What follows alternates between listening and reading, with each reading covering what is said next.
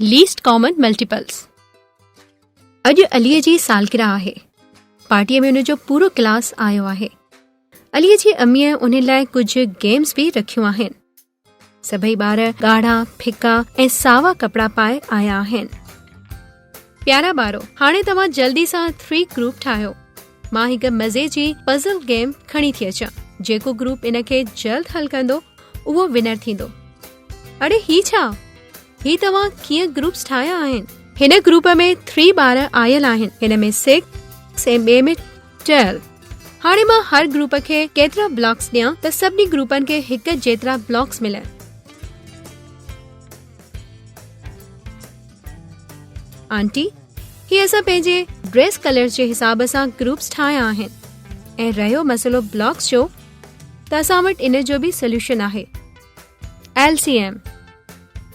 असां वटि 3 नंबर्स आहिनि, 3, 6 ऐं 12।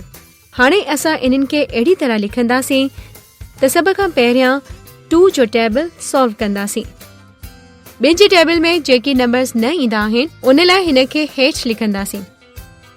2 times 3 6 ऐं 6 times 2 12। हाणे ॿिन्ही 3 खे ॿियो दफ़ो हेठि लिखो। ऐं 3 times 2 6। हाणे असां वटि सभई 3 आहिनि।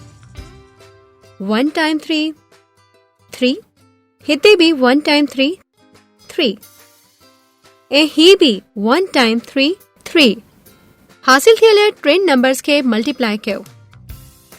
2 multiply 2 multiply 3 is equal to 12। यानी 12 हिन नंबर जो LCM आहे। तव्हां हर ग्रुप खे 12 ब्लॉक्स ॾेई सघो था। अड़े वाह, तव्हां सभु त तमामु घणा ज़हीन आहियो। हाणे ॾिसो था त सभ खां पहिरियां कहिड़ो ग्रुप पज़ल सॉल्व करे थो। ॾाढो मज़ो आयो। अचो त हिननि ब्लॉक्स मां ॿी बि गेम खेॾियूं था। पार्टीअ में ॿार 2 ग्रुप्स में डिवाइड थिया। ॿिन्ही ग्रुपनि ब्लॉक्स जी मदद सां पज़ल ठाहिया। पहिरें ग्रुप जे हर कासल जा 10 टावर हुया ऐं ॿिए ग्रुप जे हर कासल जा 2 टावर हुया। मज़ो त तॾहिं आयो जॾहिं ॿारनि टावर्स काउंट कया ऐं ख़बर पई त ॿिन्ही ग्रुपनि हिक ई तादाद में कैसल्स ठाहिया हुआ। छा तव्हां LCM जे ज़रिए इहो ॿुधाए सघो था त ॿिन्ही ग्रुपनि घटि में घटि केतिरा टावर्स ठाहिया हूंदा?